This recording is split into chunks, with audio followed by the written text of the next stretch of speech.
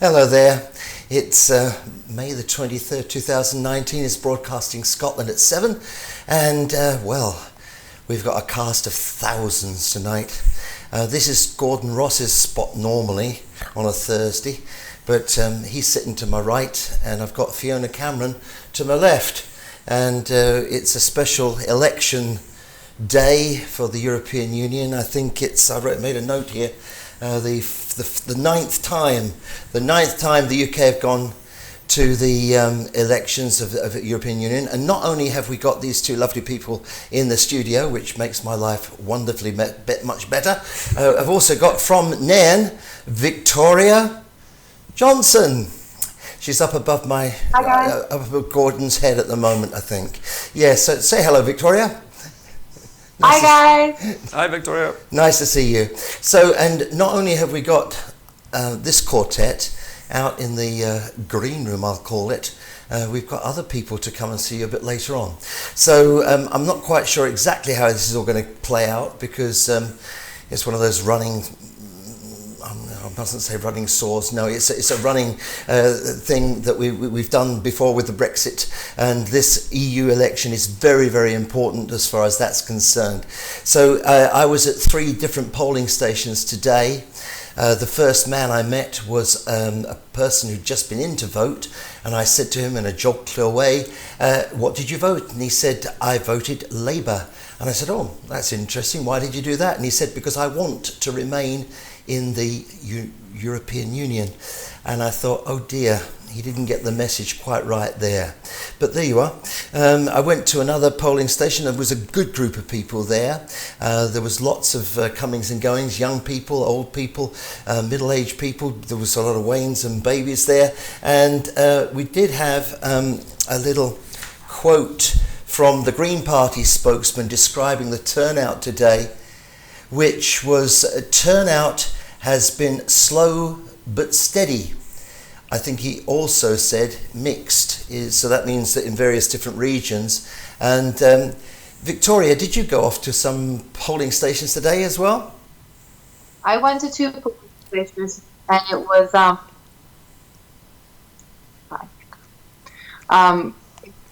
was really disconcerting, actually, because this morning I had a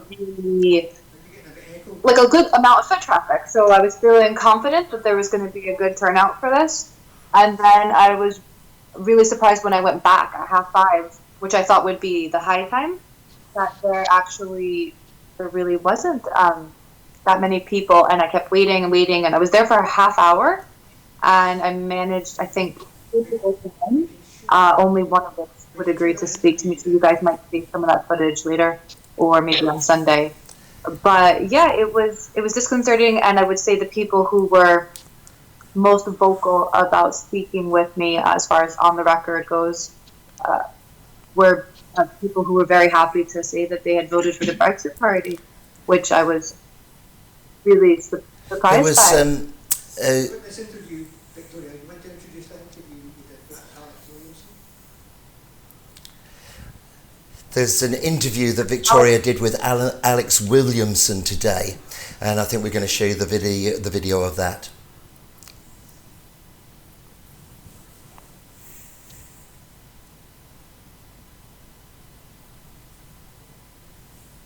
So this morning I've not been able to vote because even though I received a poll card, and my wife also received a poll card,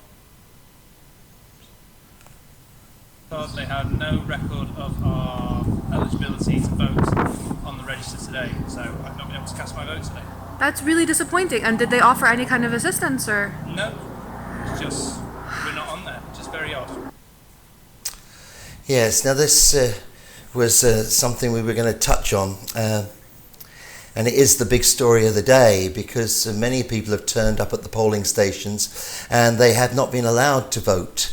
There are quite a few different, there are a lot of different rules and regulations about who can vote when and where. And if you look at the electoral register that's with the people who are running the station, each of the names beside it has a letter or a number, and the number relates to the date of birth of a person, because for the European elections, even in Scotland, you must be over 18 years of age. And then there's actually a second list which is kept separate apparently, and on that list there are people who can remain anonymous. They must take their polling card into the station to identify themselves, but they can remain anonymous from everybody, and what they do is quite completely private. Now, I don't know who or what kind of person gets themselves put on such a list. Maybe they're James Bond lookalikes or something, who knows. But there certainly are. And there's a little thing on the screen now. If the electoral registration officer discovers that a correctly completed application form has been received and the person was only omitted from the register as a result of a clerical error, the electoral registration officer will correct this error up until 9 p.m. on polling day and make provision for the person to be able to vote up until the close of the poll at 10 p.m. The error may be discovered. I'm sorry, I couldn't finish that because the error may be discovered by the electoral registration officer either before or on polling day, or by a voter or a proxy in the polling station. So from what I saw before we got in here, it's a case of people turning up to the polling stations and being refused to be allowed to vote, and more or less it seems to be mostly what they are calling EU citizens. But I would remind you that everybody in Scotland is an EU citizen at the moment. There's another little bit to read out here. Oh no, we've read that bit already. Yeah. I have not read that, I'm informed. Let me tell you what it says. Clerical errors identified by the presiding officer on polling day. If someone who presents themselves at the polling station is not on the register or the notice in brackets and is insistent that they made an application to register, the presiding officer should refer this immediately to the electoral registration officer. And that's done by a phone call. And we've heard reports today too of people complaining that they couldn't vote, and then just being given a telephone number which they had been given to them the week before when they were complaining that they weren't on the list. So let's get the ball rolling in the studio too, because it's not really my tendency to wish to talk all the time. It's just that it seems to be my bag. This is where I get left until we jump over there. If anyone wants a drink, the bar's outside. No, we can't do that while we're on air. It's a drink of water. So let's go to Fiona first, because Gordon's a very experienced man at doing all this stuff. We give him a bit more time to speak, and we get Fiona's ideas about what's been happening. What do you think about all that stuff? About what, sorry? All this stuff about people being turned away from the polling stations. Well, I was aware about 2 weeks previously, my SNP branch in Inverness South, did a stall in Inverness to make EU nationals aware that they were entitled to vote in the EU elections, but they had to fill in a form and give up their rights to voting in the country which they were born in, and it needed 10 working days to... So what you're saying is that they came to you, you had a form there, and if they registered to vote in the EU elections in this country, they had to then abandon their right to vote That's back right, yes. in their home, in their birth country. But then they would be allowed to vote in Scotland. But they could rectify that if they wanted to go back and live in Germany or France or Belgium or whatever. I would imagine, yes. I'm not sure how it would work. No, it's not. It's just temporarily putting it into registering to vote in Scotland. Okay. Yes. Yeah. Okay. And apparently it's the same as students. They can do the same. But you know, we've got, you know, I'm sure that people all over the world don't know all these details and bits and pieces. But what about Gordon? What do you think? Well, I had a young woman who I was teaching just the other day, and she's from Romania. I'm sure she wouldn't mind me telling you this. And she was telling me that she'd wanted to vote. They had told her that she would have to, as you say, give up her right to vote in Romania, or if she didn't want to do that, she could actually go home to Romania and vote from there. So she did the same thing that you were talking about a moment ago, about filling out this form and giving up her rights in Romania to vote in this election in favour of voting here. But whether she's managed to do it in time, I don't know. And of course, if you go back to Romania, you're voting for people in Romania rather than in Scotland. Indeed, and if you're living in Scotland, it's better to have someone here to represent you. What about you, Victoria? What about this person that you recorded this morning on the video that we saw? Tell me a bit more about him. Well, from what I gather, he was originally from England, and he was really annoyed that he couldn't vote because both he and his wife received their polling cards. But on the polling card, it says you don't need to bring it with you. So he hadn't brought that with him because that's what it said.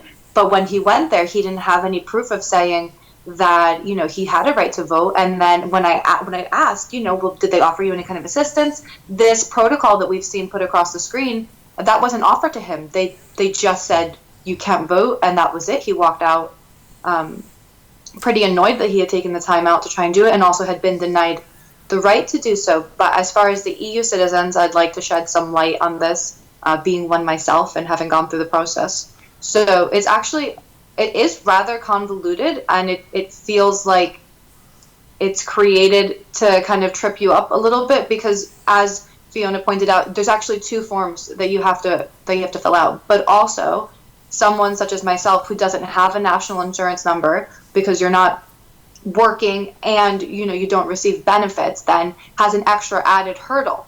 So when I went to apply, and I can't possibly be the only trailing EU spouse, stay-at-home mother that is in that position. When you go to apply, it says if you don't have this big thing pops up, and it says if you don't have a national insurance number, then it might be delayed. And I think that would be enough to probably put off a lot of people. And then it said you'll need documents, and this might be by post, and it'll delay the process. But so I took like a day because I was busy and I didn't have time to deal with it. And then I went back to it, and I found when I opened it up on the browser on the computer, that kind of pop-up was, there was an extra kind of step that I was able to be like, okay, I don't have one, but I can provide proof. And so I had to then email them a copy of my ID. I had to fill out both forms, and I was able to do this in time. But I would say that the Highland Council, which is where I'm based, was very quick with their response time on these things. And thankfully, I was able to vote today with absolutely no problem. That's good to know. May I ask you, Victoria, do you think that the system has actually been designed largely to exclude Europeans who are not actually working here? Does it 100%. Seem to be engineered that way? It not only is it designed to target that particular demographic, but I feel like it was specifically designed for, like, in a gendered purpose for women who fall specifically into that demographic, to prevent access, which is what I took exception to, because I think we have enough trouble accessing democracy and politics as it is. For them to throw up extra barriers was really irritating, because having a national insurance number has nothing to do with my right to reside here, it shouldn't have anything to do with my right to vote here. So it's just an added step that really felt unnecessary. Mixing up your national insurance numbers in these things is not right either, because these are meant to be secret ballots. Well, the national insurance number is really your identification as a worker inside the system. So if you're not a worker in the UK system, and this voting protocol, as you call it, has been designed to disadvantage those who are not working, but who are European citizens living here as Scottish citizens, then it's discriminatory. And I've been hearing quite a lot of that on social media today. On all my feeds, everybody's been saying the same thing. This is a discrimination against European citizens living here who don't have a national insurance number. I bet there's a bit of a stink. I wasn't able to provide the supplemental paperwork, but that was an extra communication. It was an extra step. And when they tell you about it, they frame it in a way that it is very negative. It's like, you will have to provide extra forms of paper. And so it gave me pause, because I was like, am I going to be on some kind of register? Because I haven't applied, for the right to request my right to remain yet. So I didn't really want to be on any kind of whatever register or something that they have of these kind of people. So it did give me pause for a second, and I think that's exactly what it was designed to do. And I think it's absolutely desperate that you, Victoria, I think it's absolutely desperate that you have to think in that kind of way. But there is a press release here that I can read a bit of, because Ian Blackford sent a comment, and it said it's heartbreaking to see reports of so many EU citizens being denied their right to vote today, all because of the sheer incompetence of this Tory government. EU nationals live, work and contribute economically and socially in Scotland and the UK and they play a vital role in our public services and businesses. They should not have to face being turned away from polling stations. It is unacceptable that despite warnings being raised over the flawed system, the Tory government failed to act. The UK government must urgently look into today's reports and find out exactly what went wrong. So that's from Ian Blackford. 98,000 tweets under the hashtag deny my vote today. Good Lord. That's not a recommendation of a healthy democracy with a functioning electoral system. Well, of course, it hasn't been a functioning democracy for a while, and of course these things have been put together at rather short notice, but even so, they have to be right, don't they? Fiona, when you were doing your stall up in Inverness the other week, how many folk did come to you? Well, I wasn't actually on the stall, but from other branch members that were there, they said that they had a really good response from EU nationals who they actually took forms to fill them in, to help them fill them in on the day, and I think they had over 30 people that actually filled in the forms. But I was going to say that as well, there seems to have been a failure in actually getting the information out there to the EU nationals as well, that this is what they would have to do in order to vote in Scotland and in the rest of Britain today. It's really all part of this hostile environment that was set up, Mrs. May. It's basically the UK government is saying, how dare you come to Scotland and want to vote in this election, when clearly that everybody in the European Union is entitled to vote in this election, doesn't matter where they live in the EU. But as you say, it's this hostile environment, and I think Victoria there, you've just been another victim of this, Victoria, haven't you? And it's also kind of a lack of understanding that we are all European citizens. Yes. And we should be very proud of that. I mean, if we are under the crown, we're subject to the crown, and we're subjects of it. Here in Europe, we're actually citizens of it. And there's a big difference in tone in that particular idea, is there not? You've absolutely narrowed in on it, and that's why I haven't yet applied for this, right to request a stay of execution for 5 years, to request yet again, because I view myself as a new Scot. I view myself as a Scottish citizen. And if I then go through this application, I'm saying, no, I am a subject of the crown. And it's really... like Gordon's saying, it does feel like a hostile environment. It genuinely does. When you're on the receiving end of it, it doesn't feel very welcoming. Victoria, one of the things that people pick up on when they talk about the crown is being a subject rather than a citizen. But since we are all European Union members, we're all Europeans and all European citizens, we have certain human rights that are guaranteed under the European Court of Human Rights, and the way the UK government is treating you and the rest of our European Scots is, I think, in complete disregard to those human rights. You should be treated equally to the rest of us. You shouldn't have to fill out any extra forms at all, other than to prove your identity. You should need nothing. Identity and residency is all that's required. Yeah, I agree. In my view, anyway. That was the funny thing, because when I went in, so obviously you can tell from my accent I've spent quite a bit of time in the States. So when I went in, I said, I've got my ID. And they said, do you need ID? So I thought, okay, so I've needed to jump through all these hoops. But when it comes to the actual process of voting, I don't even need to show identification. Like, I can't really understand the rhyme or reason of the the structure of it. It is quite strange, isn't it, when you walk into the polling station, you don't actually have to identify yourself. And of course, that's been a point of controversy in some previous elections. And I think on the bottom of the screen at the moment, you can see some of the tweets that have been coming in on this particular hashtag, denied my vote. You can see them clocking up. How many did you say there was, Victoria? 850,000? No, 98,000. 98,000. Yeah, we can see that on the corner of the screen now. There is one point I will make, because I read this before we came on the show tonight. When you are a citizen entitled to vote, you don't have to take a polling card to the station. However, if you're one of those people who are anonymous, you must take the polling card to the station. So it's only that group, must be a small group of people who are anonymous. Now, we're going to do quite a long show this evening, and we're going to be talking about these elections most of the time. But maybe we have a little break off from that for a few moments, because I know you're up in Nairn, and Fiona's from Inverness, not too much of a distance apart. And Fiona's been organising some of the walks, the rallies and the marches for All Under One Banner. And you organised the one in Inverness last year? I was one of the organisers for Inverness last year, yes. So how long does it take you to organise one of these huge events? It takes months. The applications generally go in the year before, but to get routes and things agreed, and to work with the various road agencies and the police and the council and things, it takes a long time. So we didn't actually get our route and things agreed until the week before the march, even though the application had gone up in several months before that. And I mean, how can you?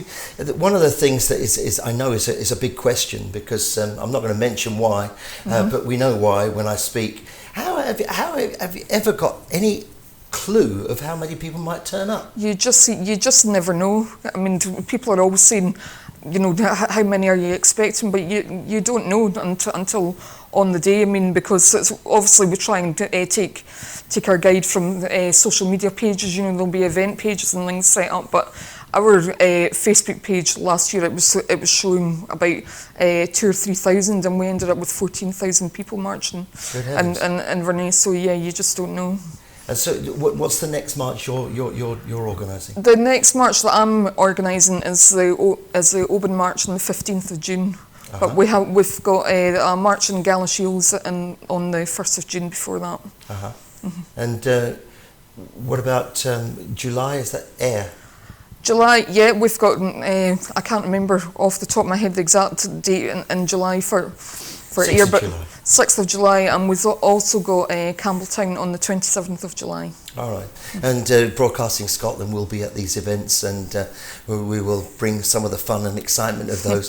But the great thing about these marches, as far as I can see, is that you get so many thousands of people.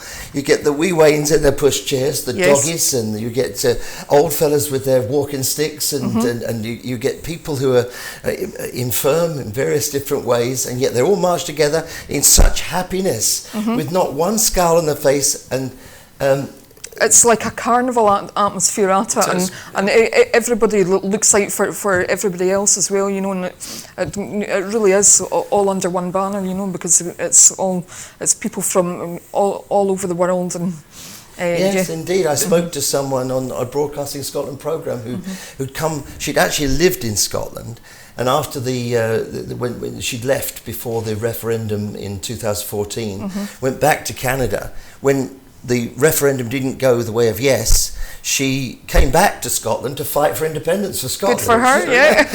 That was one extraordinary. There was a load of extraordinary stories that particular Saturday in Glasgow. Have you got a favourite story of some miraculous thing or some disastrous thing that happened behind stage, or something that we might not know about? Or No, not really. I mean, for me, it's the whole day from beginning to end. You know, just to see everybody happy and enjoying themselves. The pipe band leading the march in Glasgow, that was a big thing, and the sheer numbers, and just, you know, to have that amount of people, I mean, over 100,000 people, and, you know, there's never any trouble or anything like that. It's just very happy, and people make friends, you know, lifelong friends and things. So, yeah, that's what it's all about. I've got one story regarding one of the marches, and I think it was the one in 2016, one of the first ones in Glasgow, I think. We had about something like 35, 40,000 people at that march, and I think at that time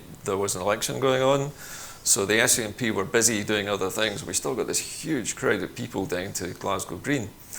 When we got to the Green, the sound stage was set up and the speeches were beginning, and I arrived a little bit late. I was coming in sort of in the latter part of the march, and the storm clouds were gathering at that point. It was a thunderstorm gathering right over the top of the sound stage, and Tommy Sheridan got up on the stage to say his piece, and as soon as he mentioned the name Margaret Thatcher, there was a massive thunderbolt and a huge flash of lightning, and everybody hit the deck.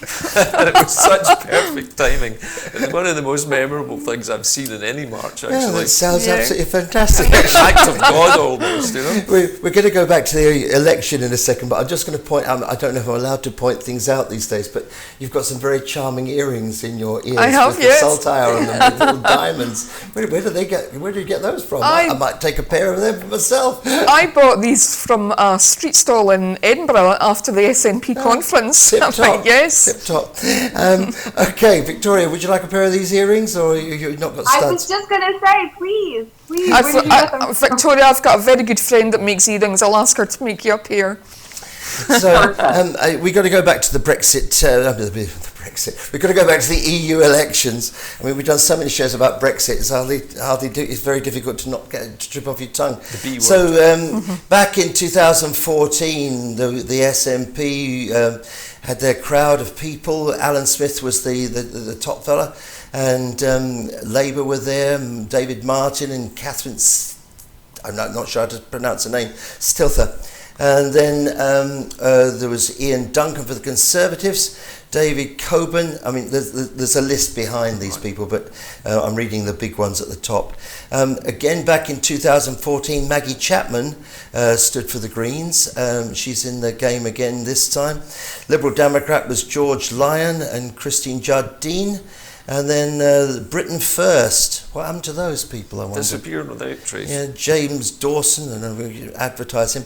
And then there was the BNP, and they got trashed a bit when that chap went on the Question Time programme. The list is on the screen for you to read at home if you'd like to. And then there was something at the bottom called NO2EU with John Odell Foster. And you can see that the SNP are at the top there with 389,503 votes. The guys at the bottom got 6,418 votes. So the SNP got 29% of the vote, Labour 25%, Conservative 17.2%. Now, so we're going to have a little a betting thing here. How many percent? Go on, have a guess. How many percent do you think? I wonder, Victoria, you'll have a bit more time to think about this. We're over to Gordon first. What do you reckon SNP percentage votes will be this time? I'm guessing here, but I think we're talking over 38, maybe 40%. I better write this down. You want to put a fiver on it? 40. If I was that rich, I would. The Tories, I reckon, about 8%. Okay, and what about you? What would you give? I would go higher. I would say S&P about 42, 43%. Right. Yeah. 43. Yeah. It's like play your cards right. Yeah. How about you, Victoria? Up in there, what do you think? How do you think the voting will go? What percentage do you think? Have a guess. Based off the people I was speaking to today, I would probably say it's going to, this area specifically I will speak for, is probably going to be something like 40% SNP, 30% Brexit party. And then I'll just do a shout out to Shetland, which I can, despite, some of the recent that was an changes. interesting thing you said. Demographics will vote Live Down. Do you really think the Brexit party in your area will get 30%? In your area? I genuinely, honestly do, because when I was speaking to people, I'm being generous, because it was 50-50. Gosh. Crikey. I mean, what I noticed I was equally shocked, but that is what happened. Yeah. What I noticed from the polling stations, I spent some time at the day. There were people who met your eye and people who didn't meet your eye, and it kind of gives you a kind of an idea of what they're going to go for. But the problem is the people that met my eye, the people that were very happy to speak to me, were nearly 50-50 SNP Brexit, and the ones who were Brexit were very happy to say so. And all the general refrain was, we're going to be out of Europe before this takes place, but I wanted to make sure that the government got telt. Well, anyway, this time round, we've got a different set of parties. There's Change UK, which is led by Peter Griffiths, and we met him the other Saturday night, Broadcasting Scotland. Conservatives is Noshina Mobrek. I don't know if I've probably pronounced that incorrectly. Labour is David Martin and Jane Baxter. And then with the Liberal Democrat, I think probably the one in blue is John Edward. Is that the correct one? I hope so. And then Scottish Greens, Maggie Chapman. You've met her here before if you've been watching Broadcasting Scotland of late. She's been on a couple of times. And we got the list up on the screen again now. And then, of course, Alan Smith, who I mentioned before for the SNP, Christina Allard and Aileen MacLeod, Margaret Farrier, Heather Anderson, Alex Kerr. They've, if they get 80%, if they get 85%, all 6 of them get a place. It's amazing, yeah. It's possible too. Arithmetically, it would need to be a really humongous turnout of SNP voters, but it can be done.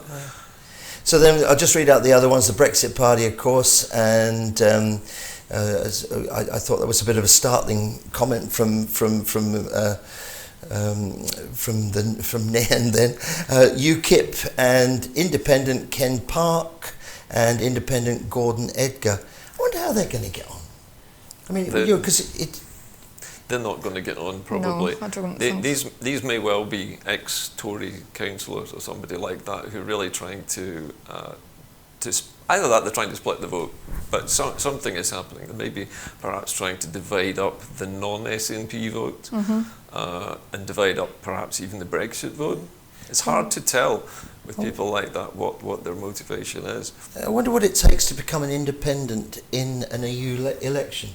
I've got some idea what it takes. Masochistic nature, maybe? But I mean, I'm thinking about the resources you must require to do it. I mean, if you want to stand in an election in the UK at the moment, you've got to pay a deposit, and so that is quite a considerable sum. And if you're going to lose it because you don't get enough votes, then you've got to be wealthy enough to take the loss. I think the serious players in the European Union elections have to field at least the number of candidates that there are seats. So there are 6 Scottish seats. So all the major parties should be fielding at least 6 candidates to be in a chance with actually winning any or all of those seats. If they don't put up candidates for 6, then they run the risk of losing seats to the opposition. So the serious parties have got multiple candidates. What we in football would refer to as the Diddy teams would be these individual independents, so-called independents standing. I think mainly they're making some kind of personal statement. They're really like screaming Lord Such by another name. They're there to make up the numbers and to say, look, we're not all in favour of the major parties. It's a protest. Was that the monster raving loony party? Yeah. Oh yes. Are they still about? They are, as far as I know. Of course, Lord Such died a while ago. Lord Buckethead or something. I think. That's right. Yes. Whatever. Missed them really. What I was wondering, maybe we should swing the party a little bit wider and think about the political background to this and all the awkwardnesses of Mrs May's thing and her Brexit deal, which she's now apparently decided she's not going to put before the Parliament. Now, there was a lot of controversy yesterday about her resigning, but then Ian Duncan Smith said she put the sofa against the door, so she was keeping everybody out. She refused to see David Mundell and the rest of her, including Sajid Javid. She wouldn't see them either. I think refusing to see David Mundell was quite understandable for most of them. Yeah, I'm not sure you're meant to say that on the television. It's so hard not to say that. What was that, Victoria? Yes, well, anyway. I was trying to resist the urge to say Yun. Yeah, but maybe we'd better bring you in, Victoria, again. So what do you think about this idea? I mean, Mrs May resigning, there are various problems with her resigning just at this moment. First of all, today wouldn't be a cool day to resign because it takes the attention off the election, but then that would have been a monstrously wonderful thing for the Conservatives to do, wouldn't it? To take everybody's mind off this thing, get them thinking about something else. But then if she resigns tomorrow, there's a recess, and I don't think you can. Once there is a recess, you can't resign when the Parliament's not sitting. I think. That's right. And then next thing comes up is Mr. Trump, who's meant to be coming to visit on a state visit. Make things desperately difficult, wouldn't it? I don't know. What do you think about all that? Yeah, I mean, with it. Nicola Sturgeon, who so famously said she's the first the first person attempting to fall on their sword and missing. It's just, it's ineffable. I mean, I don't. Well, the English language is certainly lacking. I can think of a few Greek words that would describe this, but it genuinely beggars belief. And at a moment when we need leadership and we need clarity, all we're getting is obfuscation. And even today, so Joanna Cherry had brought to her attention the fact that EU citizens were having trouble accessing the ability to vote. And her response was, we're only in this position because Parliament didn't take my deal. And it's just what a dereliction of duty to not even deal with the actual facts of the matter. It's so childish, this inability to take ownership and responsibility for things. You keep blaming Parliament, and then so who are we supposed to hold responsible? Who's the adult in the room? This is Boris the problem. Johnson? Like, that's not really encouraging. Mrs May, when she made her statement yesterday, when she announced this new, what should we say, this slightly altered version of her existing agreement, designed it so that it basically got her out from under the burden of blame. It transferred the blame for Brexit onto the Parliament. And that basically she was saying, if you vote for this will give you the right to have another vote on whether to allow the voters to have another vote in a second referendum, which will then make whatever happens after that your fault and not mine. And this has been her modus operandi all the way through, has been to divert blame away from herself and onto her fellow politicians. And she's done this repeatedly. She is she's a raincoat of a person. Everything just runs off her. She's completely waterproof. It doesn't matter what mud or crap is thrown at her, it slides off and it hits everyone else. It's like she creates a force field. It's kind of like building one of those slag heaps, isn't it, in the days of the miners? And you've got this problem here, so that's the problem you're dealing with, so you put it into a pile, but then a bit falls off halfway up, and so now you've got to worry about that bit there rather than that bit there, which is really the problem. What do you make of Mrs May, Fiona? Well, I think, as Gordon says, it's like she just refuses to take responsibility at all for the mess that the whole country has found herself in, because it's been an absolute shambles from start to finish. She would refuse to talk to other parties, to listen to anything that was to be said. She kept moving, she wouldn't back down from her red lines, and then she would. It's like, what's she going to do next? And at some point she's supposed to be the Prime Minister of this country. She needs to take responsibility for the mess that she's made. Do you think all the things that she's been doing add to the idea that we should be an independent Scotland? Oh, definitely. Well, obviously, I'm part of all under one banner. You know, I'm obviously for an independent Scotland. You know, and she's almost like it's like the gift that keeps on giving, because you think to yourself, well, surely she can't make such a huge mistake again and make people more likely to want to vote for independence, and then something else happens. You know, so yeah, it's definitely helping the independence cause. There was a very soft-spoken person that I interviewed outside the polling station today, who said that, you know, he had voted for the Scottish National Party, and the reason that he cited was that the state of affairs in Westminster were so unacceptable that this was the only way that he could kind of see to creating a positive solution for Scotland. And I got the very distinct impression that this was probably the first time he had voted SNP. So that was, I think Fiona's spot on, and that's definitely reflective in the conversations I've had with people today. Another young mother who spoke on the record about why she voted also said she voted SNP, and then she was quick to add, and we need another referendum. Yeah, just a note to anybody who might be watching us. I can see the clock down there, and I've just checked my watch. I've said, we've got these special studio clocks now, so we've got the right time in every room. It's now 8:15. Now the polling stations close at 10. Now, if you've been denied your vote because of some irregularity that they've claimed, go back and put your foot through the door and demand that you get your vote. And if you haven't thought of going to vote, get out and vote, because there's very little opportunity in the societies that we've created now for your voice to be heard. And it is a chance, because that one vote can make all the difference. You look, we did a broadcast a few weeks ago where it was Even Stevens in the House of Commons down in Westminster, and John Bercow's one vote tipped it the one direction. And it could be your vote that tips it in that direction. So go and use it. Whatever you want to vote, it's up to you. But go and use it, because then you get your say. Anyway, that's me telling you off and being a daddy, and maybe I shouldn't be.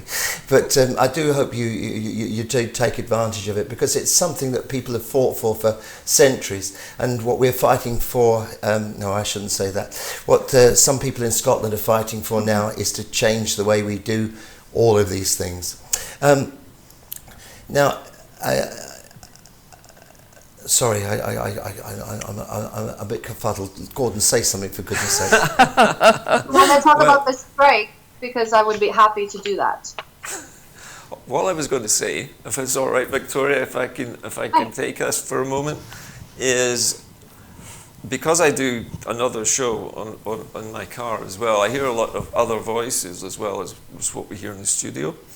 And one of the themes that's developing from this situation with the vote that's coming up is the fact that every time people talk about Brexit or Mrs. May, the general theme is that this is all delaying tactics, that she is trying to stay in power as long as possible until the very last moment, at which point everything will collapse, and either Boris Johnson or Dominic Raab or Mogg or somebody like that will become the new leader, and will go to Europe and say, we want this backstop in Ireland out of the agreement. We want it out before we'll agree to it. And the Europeans are going to say to Boris or whoever it is, no, you're not having that. And then he's going to say, right, well, it's a no-deal Brexit for us. He then has to come back to Westminster eventually and try to persuade his political opponents, as well as his friends, to back a no-deal Brexit, which the Houses of Parliament have already voted down several times. They've said they won't have it. So that leaves Boris Johnson in a situation where he either has to have the backbone to force it through by using his prerogative powers, his Henry VIII powers, to say we are going to go for a hard no-deal Brexit, or he runs away and somebody else takes over, or there's a general election. Personally, I think it will end up in a general election eventually. I think this is the first election in a series of two. Victoria doesn't agree. You don't agree, Victoria? No. I agree with everything you said up until the point of the general election. I think it's going to be that they're going to try and push the No Deal through, because it would be what we saw in the local elections. I can't imagine that Tory or Labour, when they would really need to kind of be on the same page, would trigger a general election, because there is no mandate for either one of those parties. There's no appetite for either one of those parties right now. I mean, nobody even mentioned Labour to me. It wasn't even a thought. And across social media, I mean, it's looking very much the same across not only Scotland but also large parts of England, with the exception of the gentleman that you spoke to earlier today, because there's always an outlier. I studied political science. There's always that one outlier. So I think you met the outlier. But in general, I don't think that they're going to have. I think personally, I wish that they would. I wish that's what would happen. They'd be healthiest for this democracy. But I genuinely don't think that they're going to have the gumption to try and go back to the voters and make their case. Because people are not very happy with either of them. Victoria, can I come back in there for a moment? One of the reasons I said I thought there would be a general election is because I believe that the Tory strategy is to run down the clock until the last minute, until the no-deal Brexit is inevitable, and then lose the general election deliberately to Jeremy Corbyn, so that either Corbyn has to take the blame or someone else has to pick up the pieces. The Conservative Party has form for this kind of thing. And what I was telling you earlier on about my belief that Mrs. May is just trying to deflect blame constantly onto her opponents is another modus operandi of the Conservative Party. This is the way they operate. They'll wreck something and then run away and leave the other party to pick up the pieces. It's actually characteristic of British politics generally. Why don't we move over to... I do genuinely see your point. It's compelling. I have to think about it more now. Well, there's lots of different ways it could pan out, but I think we're all agreed that we're heading towards no-deal Brexit like a freight train at the moment with nobody at the controls. Why don't we have a little discussion about Jeremy Corbyn, his stance over all of this? And does he have a stance? Exactly. Well, that would be the question that you can answer. So what do you think about Jeremy Corbyn and the stance that he has taken over all this time, or not over all this time? I mean, he's obviously looking for a general election. That's what he wants. He wants to bring in his socialist ideals and change the way that Britain functions. But he is a Brexiteer just as much as Theresa May, although of course Theresa May was a Remainer, as I recall. And I mean, has he got a stance on anything at all? Well, I struggle to know what his stance is on anything. I mean, from the Commons votes, you know, when he abstained on them, you know, he won't actually come out and say what he wants or what he wants to do or anything. So, yeah, it's like he's got these principles, but when it suits him. So, no, I'm not a fan of Jeremy Corbyn at all. You know, Broadcasting Scotland is quite an influential little station. You wouldn't believe the little messes that have been seen around after we've been around the place, because we do stir things up a wee bit. And because of that, people actually call us up. And Keith Brown, the deputy leader of the SNP, just gave us a telephone call. Depute, I should have said. Deputy or depute. I beg your pardon. I mean, you know, I'll say the wrong things. All right, so he said this over the telephone a few moments ago to Broadcasting Scotland.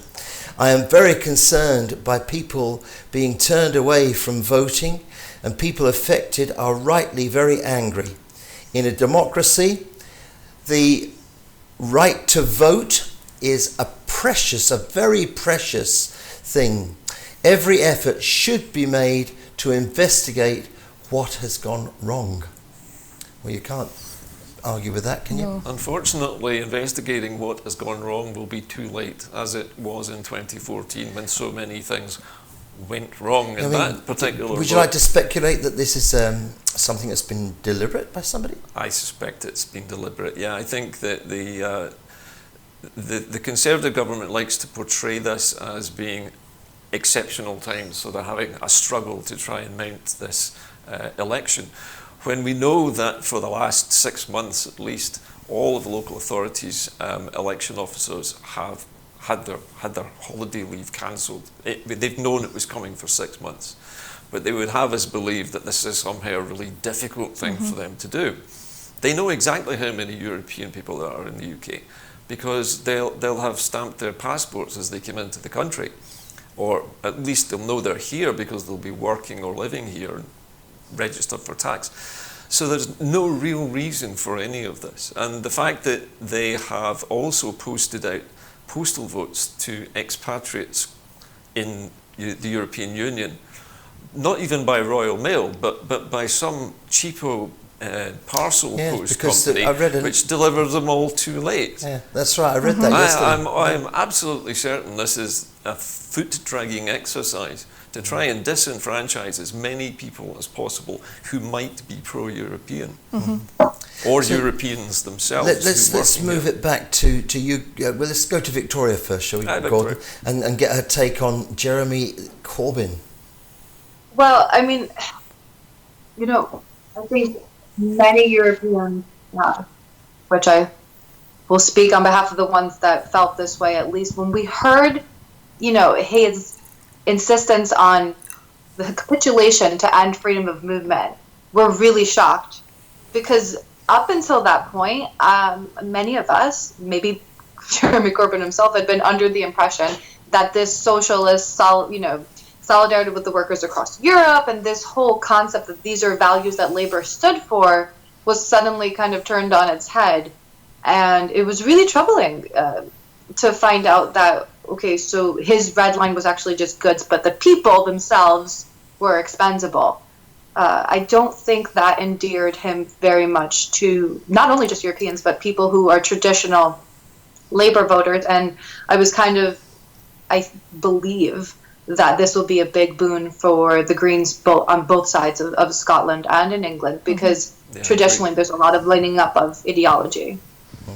And what about you, Gordon? You continue that on a bit? I've always found Jeremy Corbyn to be a complete mystery, because on paper at least he's supposed to be a socialist.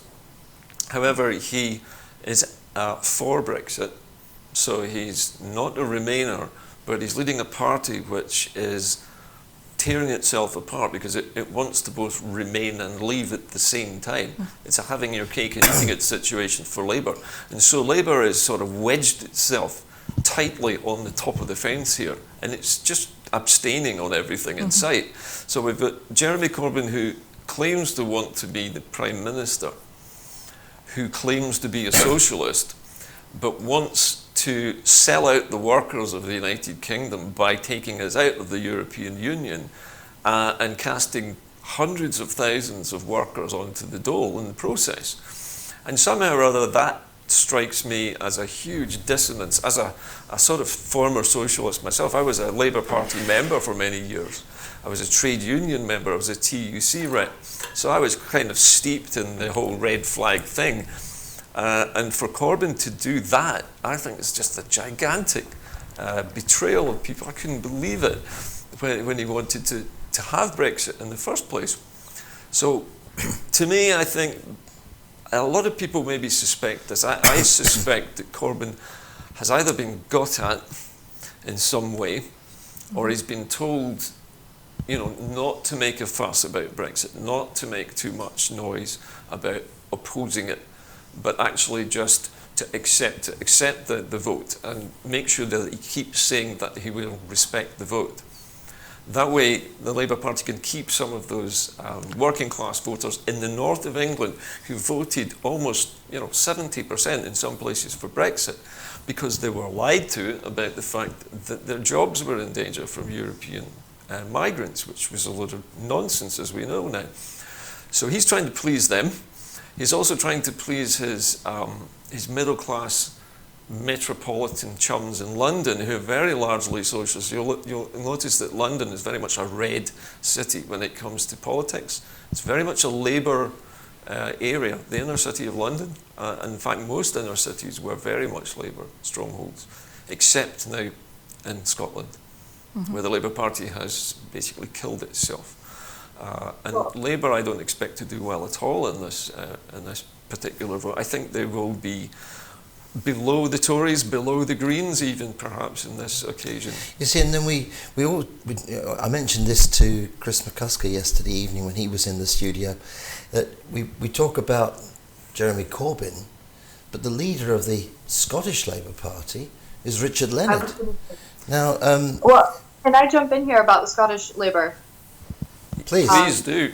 Okay, so I had an interaction with Paul Sweeney on Twitter, which was to this topic. So there's this cognitive dissonance within Scottish Labour that, I wasn't the only person that pointed it out to him. In the end, there were many others who kind of echoed the sentiment. But basically, so Scottish Labour has a resistance to Scottish independence, and what his reasoning was, the people of Scotland mustn't abandon the workers, their fellow brethren in England. And then guilt trip. It was a little bit strange to myself and other people who kind of like, oh, but your socialism doesn't extend across the border to Europe. And I'm afraid to say there really wasn't any sensible rebuttal that I can offer you and say, well, this was the really coherent Labour strategy that was offered to me.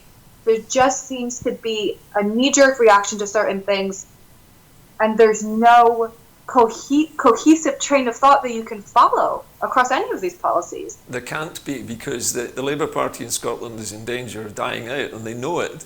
And people like Richard Leonard and other Labour big hitters or former big hitters in Labour are just scared about their jobs now, because they know that Labour is really busted flush up here now, and they are staring at the dole queue themselves now.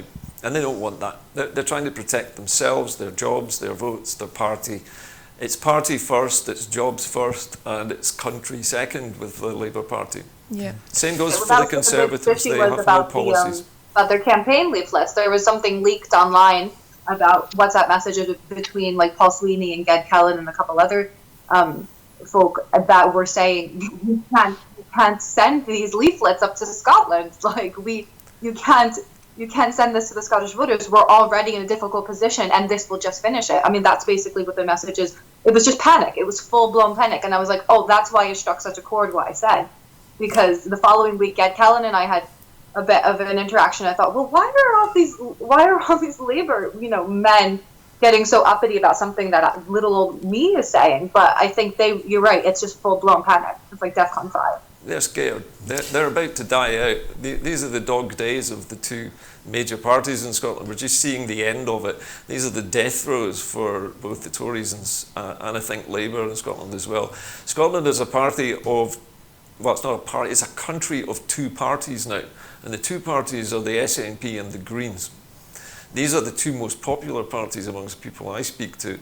And those who I met somebody recently who was a Conservative voter, and I said, how are you going to vote in this election? And he said, well, I quite like Ruth Davidson. And I said, well, did you not know that Ruth Davidson isn't standing for election in the European elections? They went, no. Yeah. He said, I thought Ruth Davidson was going to be an MEP. I said, no, well, Ruth Davidson's an MSP.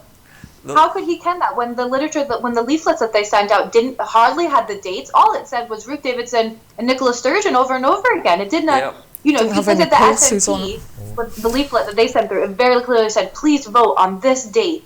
The Greens had it. They had it on the back side of it, but they did also have it prominent. The Tory paperwork didn't have that. Of course, he was confused. Do you know why the Tory leaflets didn't have the date on them? Because they were printed about 12 months ago in preparation for what they knew was coming. And all they have to say is no to another independence referendum and no to Nicola Sturgeon. That is the policy of the Tory party in Scotland. It's just two things. And suppose we were in India, because they've had a huge election, haven't they? Mm-hmm. It actually would turn out to be, it's 550 million in the European Union, thereabouts, 600 million. So it's actually on a par. But Mr. Modi's come out on top of that. I wonder how they do that. 600 million. They don't have quite as up-to-date technology as we have in the UK, I suppose, in many of the rural parts of India. What do you think that must have been like? It must have been a challenge for them to get that amount of people out voting, but maybe the way forward to get more people out voting in Scotland and in Britain is the Australian way. To make it compulsory. And you get a small fine if you don't go and vote, because it's so important to get people out there to show a true picture of what everybody thinks in Scotland and in the rest of Britain.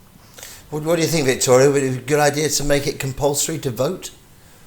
It's funny. I actually had this exact same thought earlier. So my knee-jerk reaction is making anything compulsory is anti-democratic. However, I think my logic can kind of make an exception for this one thing, because based on the foot traffic that I was seeing at the polling stations, I couldn't believe the turnout. And I spoke to the one woman at one of the polling stations, and I said, could you say something in the record? And she was like reluctant to do so. I said, okay, but is this indicative of how much turnout there has been all day? And she said to me, yeah.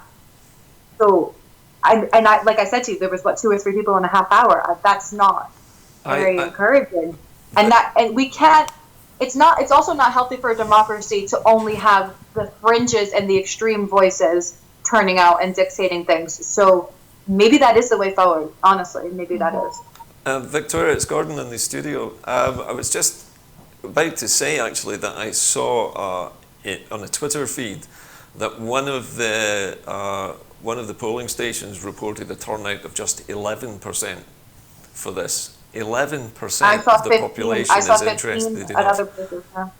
You know what you were saying about forcing people to do things is anti-democratic, but you're talking about democracy. If you don't have a democracy in the first place, you can't be anti-democratic. So if you make democracy obligatory, then nobody can bail out on it, and it's not anti-democratic, because basically you're just forcing people to accept a democracy, which to me is a no-brainer, really. I mean, you should vote. Everyone should.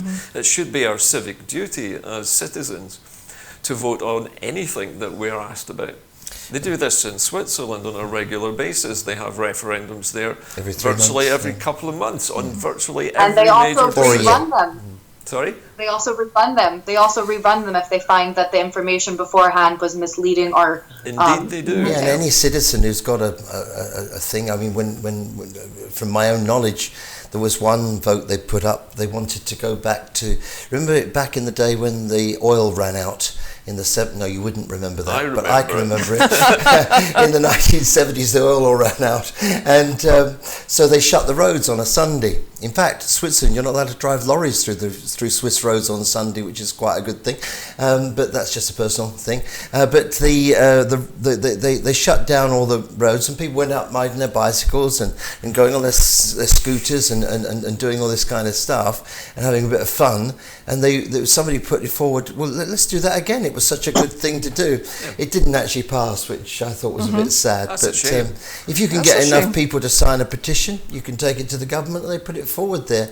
But that's the way their democracy runs.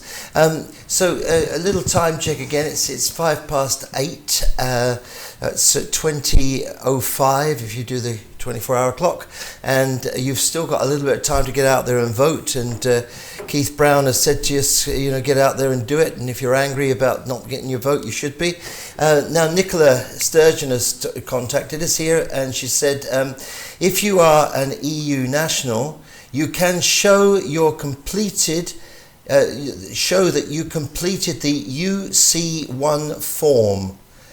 Contact your local authority by 9 p.m. and ask to be added to the register. So I'll read that again, because if you are an EU national, you haven't been able to vote today, or that gentleman who was on Victoria's film a bit earlier on, if you are an EU national and you can show you completed the UC1 form, contact your local authority by 9 p.m. and ask to be added to the register. And there's a good point, really. If you can, make a photocopy of any form you send to the government, your tax return, all the whole bit, so you've got it in an envelope somewhere to look back on, because it's very easy for people to lose bits of paper. We've got another statement here from the Electoral Commission. This was published yesterday, but I'll read it to you because you can catch up, and so can I. And it gives Fiona and Gordon a chance, and Victoria needed to pop off and do something by the looks of it. So we've been going for an hour and 10. You're still all right, Gordon? I'm okay for another right? 5. Good, okay. Me too. Yesterday, Commission representatives attended the Brexit Party to take a closer look at the systems the party has in place to receive funds. From what I heard the other day, that they take PayPal and heaven knows what. It is legitimate for any political party or campaigner to adopt a fundraising strategy which focuses on raising small sums. Contributing funds to support a campaign is an important and valuable way for voters to participate in democracy. The use of online platforms to enable ease of payment is also legitimate. Both of these approaches are increasingly common in politics. Both open up additional risk in relation to compliance of the UK political finance law. The risk is that it increases the potential for individuals or organisations to evade the permissibility rules, which primarily seek to prevent significant sums entering UK politics from overseas. It is the responsibility of any organisation adopting such an approach and campaigning to influence people's votes at an election to ensure it has the system in place to maintain its compliance law, or review the systems in operation by the Brexit Party is on our, I beg your pardon, I read the first word wrongly. Our review of the systems in operation by the Brexit Party is ongoing. This will inform our regulatory work following the European parliamentary elections and any recommendations we will make to the party. We will also make any recommendation on the wider issue of the workings of the political finance rules in their statutory report on the administration of the poll.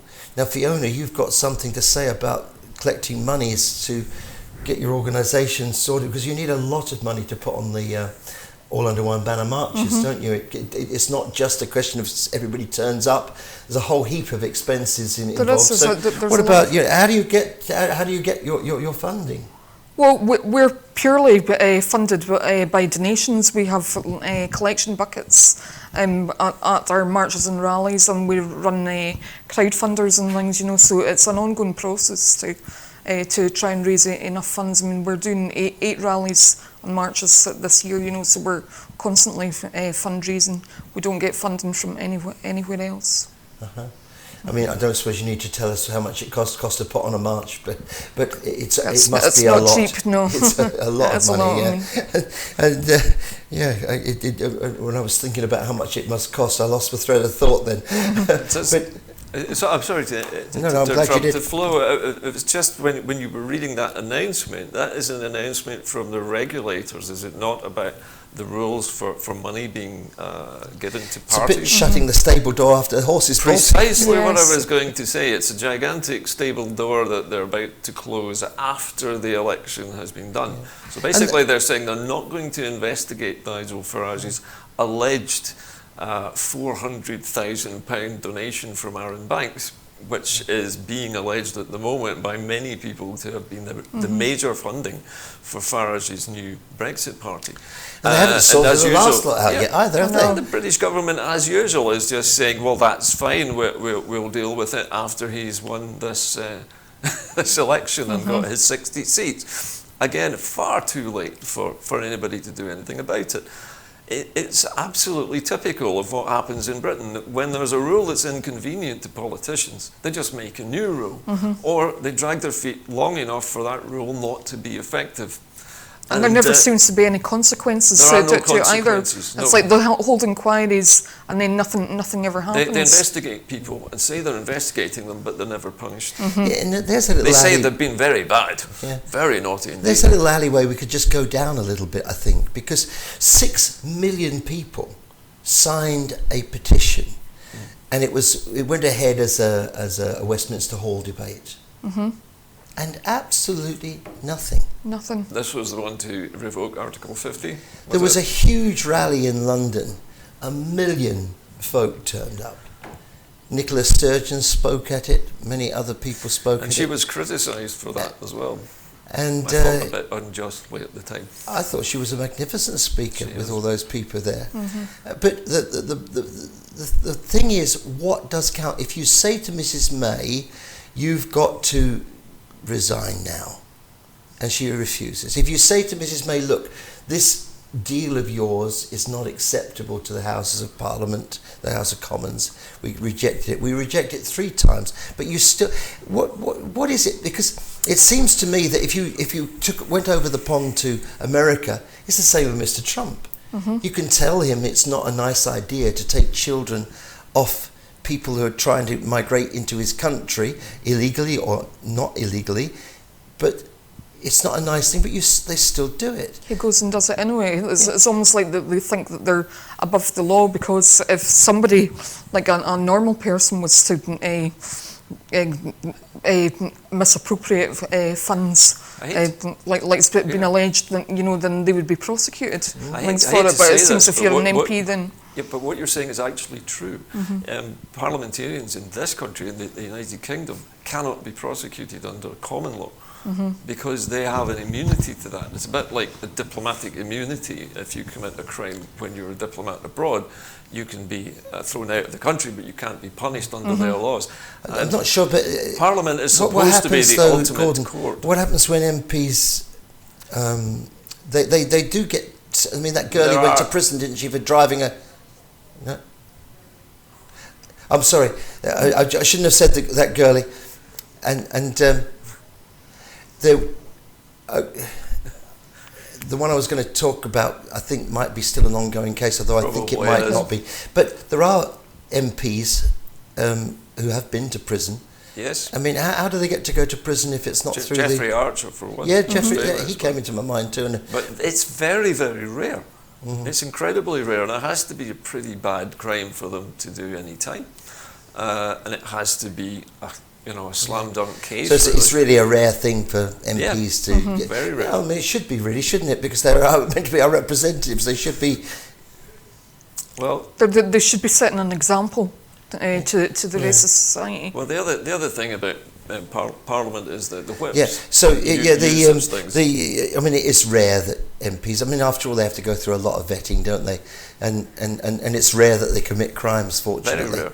Yeah, and of course this is another problem we have in society now. We do tend to focus on the things that go wrong, don't we? And not see all the good things that are about us all the time.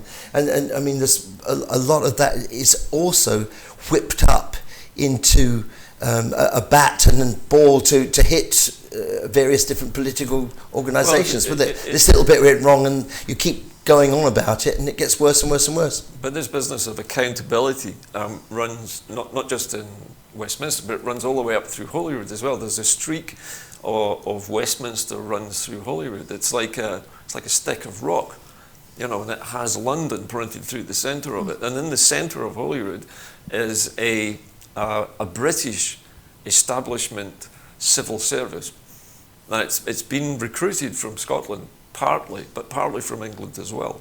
And its job, apparently, is to maintain the government of Scotland in its devolved state, but not to allow anything else to happen.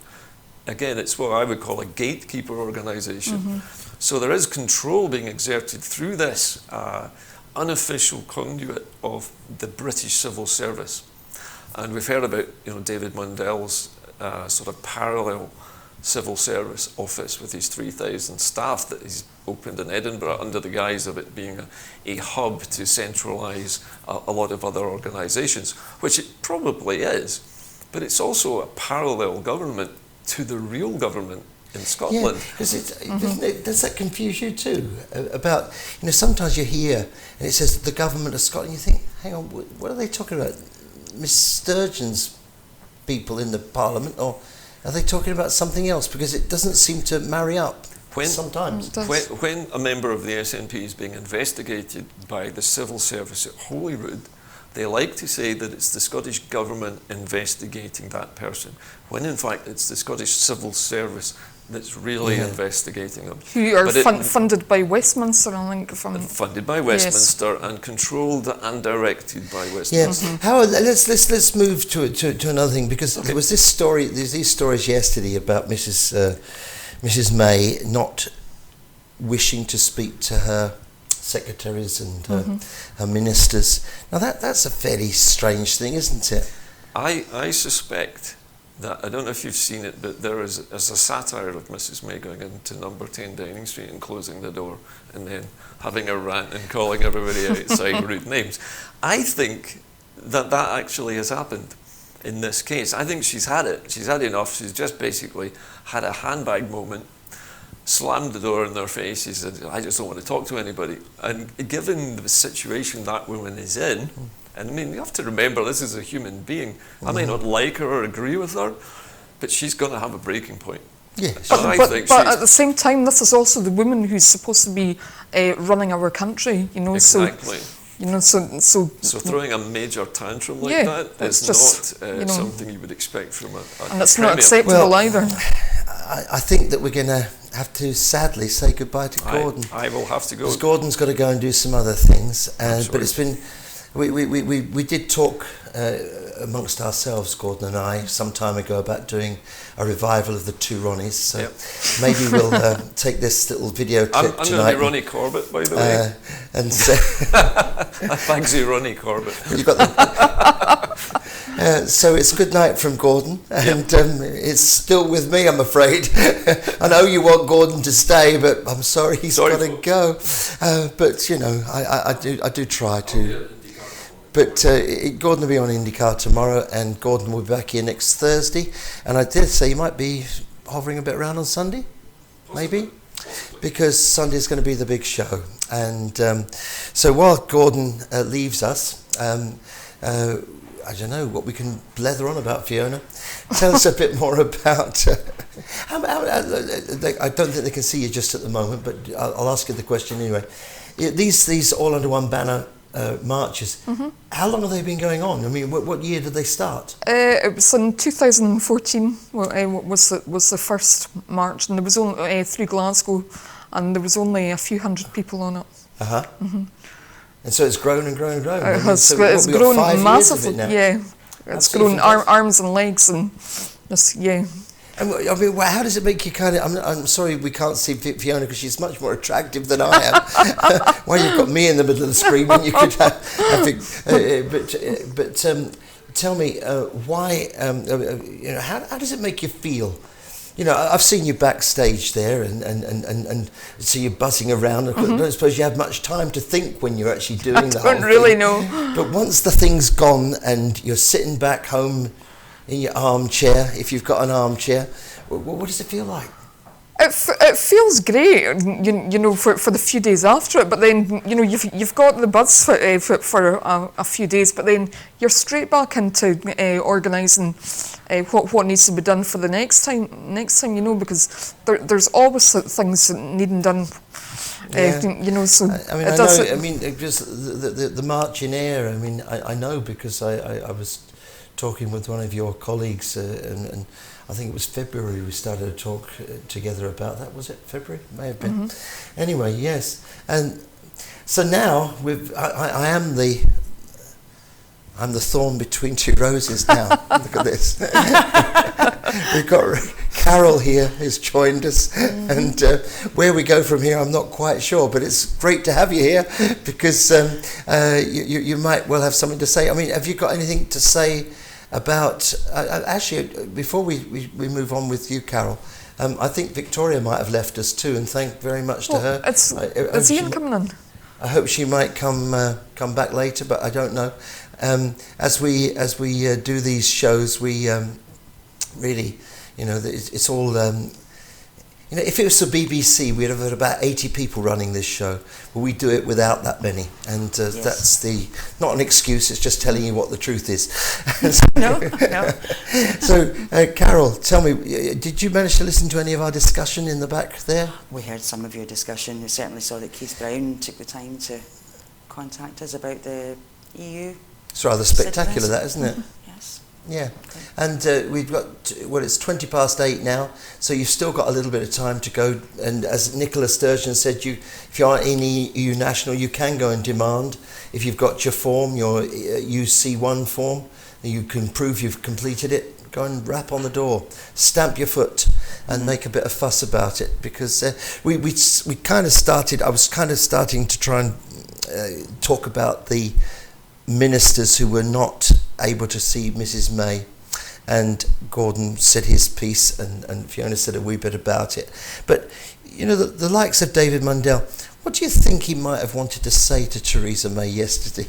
I think Mr Mundell was in a wee bit of a panic yesterday. As I understand it, he was quite angry about the fact that she's put a second confirmatory referendum on the table. That was his problem. And apparently he was saying that basically she was doing the SNP's dirty work for them, and quite upset about that. Whether she paid any attention to him or not is a completely different matter. Did he threaten to resign again at all yesterday? I don't know. I mean, Well, he wouldn't get the chance, would he? Because she refused to speak to him. Oh, is that right? So how many times would that be this time? That he's Sort of threatened to but resign. David has tried to, David's tried to resign, or said he was going to resign more than once in the last few weeks, hasn't he? I mean, he's often said it, but he hasn't gone through with it. I don't think he'll ever follow through with it. But as far as I'm aware, his ratings aren't too good in his constituency at the minute. Down in Dumfries, isn't he? Yeah, that's right. Yeah, so as far as I'm aware, he's not... I certainly saw him running away from a food bank opening ceremony. They didn't like him being there that day. That was a few years ago, wasn't it? But I saw a recent one, I think. Okay. Yeah. Could have been an old retweet, I suppose. I think it might have been an older one, actually. I think I've seen that one, and I think it was a couple of years ago. And some people had gone down to protest because the food banks, of course, have been normalised.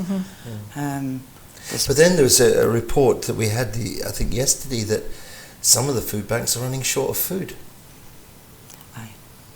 Aye.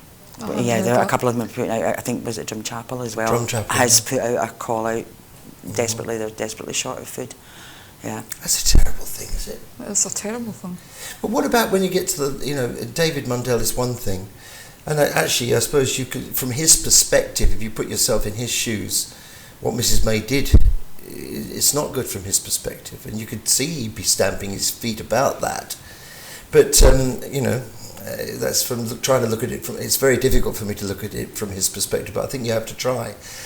What about Sajid Javid, though? I mean, there's the Home Secretary, and she refuses to see him. I mean, suppose there'd been some sort of a terrorist attack that she didn't know about, and he needed to speak to her about it. Yeah. I mean, there hasn't been one. Let's make sure we've got that clear. Yeah. But it was just the idea to stress there. So, I mean, are they allowed? I suppose. Well, anybody's allowed to say, "I don't want to speak to you," but I mean, it seems to me to be really absolutely ridiculous. I don't think this government's in any way run of the mill or being run well. Was it 36, 37 resignations in cabinet so far? And apparently now they're not going to debate the new Brexit. She seems to want to drop that today, doesn't she? Yeah, that's.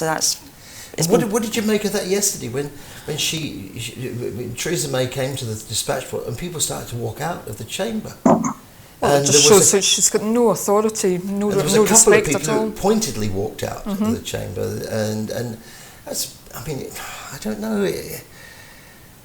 I mean, it's quite frightening in a way, is it? You know that your prime minister's got no authority No at support. all. No. It's like nobody's governing the country. She's meant to be at the head of the country and control, but she's refusing to communicate with her own cabinet. So You We're see, in uncharted territories. and what the real problem here is that there is no alternative being offered for the European Union. Victoria's back with us. We've been discussing a few things, Victoria. This is Carol, this is Victoria, and Fiona's still here with me. Gordon's had to go.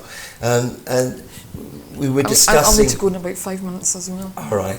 And Fiona's got to leave us pretty shortly, which will be a sadness as well. But we'll keep you here. I'll just tie your leg to this chair so you can't go too quick. Yeah, so we were talking about Mrs. May refusing. I've left the bag of cable ties behind. I knew I needed them. I knew I needed them. Yeah. Oh dear. There was such a big bag there the other day, and no, let's move on quick. Get into dead trouble for tying you to the table. Yes, well, you've got to laugh a little bit through this because otherwise it's just too much to take, isn't it? So we were talking about David Mundell and Shaved Javid and the rest of them not being able to get in to see Theresa May yesterday, just to bring you back up to speed. And then I was going to say something else, and then now I've kind of lost the ball a little bit. Yeah. What I was going to say was looking to the future, because nobody gives us an alternative to the European Union. Now, okay, if you're a country as India, you've got your thing, you've had your election today, you've got a system running. We here in the UK have a system running. It's called the EU and the rest of that. And we're running that system. Now, there is no alternative system being set up. No one's got an idea or a clue what it could be. The nearest you can say is, oh, we'll hitch ourselves to America and be dragged along by Mr. Trump and his administration. Yeah. Because that's the thing. Because I pointed out yesterday, I pointed out many times on this show, that Mr. Liam Fox has managed to make 10 trade deals with countries which are lovely countries, but they're not going to give substantial enough trade to cause us to be able to make a living in the world today. So, World Trade Organization rules, these are another ocean, which has got huge depths, and people have got no ideas. And so, what do we do? I mean, you've got nothing, or you've got the EU. What would you like? Oh, well, I'm Can I interject? EU, yeah. Sorry, Victoria. No, it's so it's it's really, there's so many shades of grey to this conversation, and I think it's often painted in black and white, but the reality of the situation is the EU is not perfect. We are all aware of this. However, as has been rightly pointed out, the alternative is much more disconcerting, and there is definitely a majority of people in Westminster who are very much in favor and are actively seeking this partnership with the United States. You only have to look at the multi-million-pound flat that has been bought for the person responsible for negotiating this relationship between the UK and the US in New York recently, to ken how invested they are. But it throws up so many controversies and problems, specifically for Scotland, this kind of close relationship between the US and the UK, in a way that our relationship with the EU does not. Because our relationship with the European Union, there were many voices, who were disconcerted about the way the European Union handled the independence referendum in 2014, and rightly so, in my opinion. But at the same time, we have our, protected geographical origin for Scottish whiskey. That's an EU law. There are many ways in which the European Union, as we can see abundantly in the Highlands and Islands, has funded programs that have directly been a force for good in these rural parts of Scotland. So that's one hand. And on the other side, we have the United States of America saying repeatedly they want protection for Scottish whiskey dropped as one of their negotiation red lines for a free trade deal between the US and the UK. So from the Scottish perspective, there is, like you're saying, there is no conversation. There is no which one of these would better suit us. There is only one clear answer. I can see where people's discontent with the EU has come in, with frustration with them in certain respects over the years, that they might want to argue that Britain should leave and go on its own. But I don't think it should ever have been done the way that it's been done, without any plan. And if they did want to go, if they did want to go, if they did want to leave, I do think it should have been if they did want to leave, I think it should have been a 5-year plan at least. You know, that they should have been able to ensure that they had essential services covered, and you know, people's residencies and rights and everything else were protected, and that trade deals could have been put in place and to fill it in. And instead they've just jumped into the deep abyss of unknown. You know, there's been no planning, structure, or anything else. So. But there's so many people whose lives are directly affected by this. Yeah. And it's so, if you're not involved in something, you know, then you no longer have a voice to try and steer it in a certain direction. And the United Kingdom was in a position of power within the European Union, and were able to really kind of dictate a lot of the policy. And now we're in a situation where our trade with the EU won't stop. I mean, that's the whole point of this, is not to stop it completely. Obviously, that's what they keep telling us. But we'll no longer be in a position of power in that relationship. Yeah. So it seems silly. But my biggest problem with ending freedom of movement is that I've lived in many kind of expat-heavy places, specifically in Spain, and what people fail to understand about this is wealthy people have always had freedom of movement. A wealthy person can pick up and move wherever they fancy. What freedom of movement did is, for close friends and people that, you know, I love very dearly, were able to pick up their lives with minimal disruption and move to another country. People who, for example, have a special needs child, which, you know, Canada, New Zealand, and other countries, that's a barrier for you to access. But because of freedom of movement, they were able to go and kind of start their life in the sun. It enabled people who didn't necessarily have to have a work visa before they went in. They could go and try their hand. They could create a new business, or they could bring, like, there were so many hairdressers and kind of service industries that were able to go and then start their business there. So what we stand to lose, this whole way of life, and it does, it breaks my heart. I'm sorry. I think it's come about because the EU has been a convenient fall guy for the UK government for so many years. Almost all of my adult life, they've been able to say it wasn't us, it was. And yet, the UK government's an integral part. It's not something else. It's a part of it. And much of what they're complaining about, or what they've been complaining about through our press and everything else, has been instigated by the UK government in the first place. You know? And of course, it's far more than just trade, which is the thing that people constantly forget. Regarding. Well, there was all that thing. Didn't Dundee put in for the cultural city and all the rest of it, and that all went down the pan because. But I thought that last year sometime they said that the people they couldn't go if they were no longer a member of the EU. So I think a lot of people have done a lot of work already for that. But I mean, there's all the things with the health and your card to take you across Europe, and insurance, your pensions, and all these kind of things. They're all, and the man Peter Griffiths we spoke to the other night, who's the lead candidate for change, he was talking about all the aeroplanes and how they have to fly and all the different systems that have to log together. And he said, if you come out of the European Union with no deal, the aeroplanes stop. And that's the end of it. There's nothing else you can say. I think there's security concerns as well. The police and all the arrest warrant, and whether people have got information for the various different databases.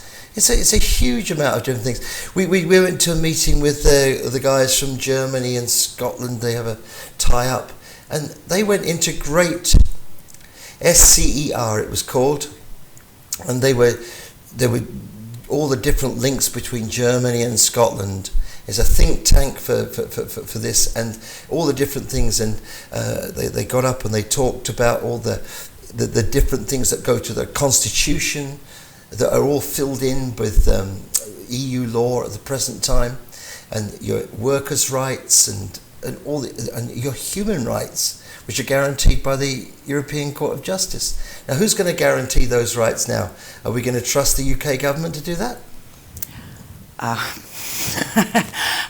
can see our rights getting wiped away. I can see us becoming is it Singapore really they want to turn us into? Is that their vision? Do you think, low tax, low workers' rights, low pay, everything else, that's their vision for our future.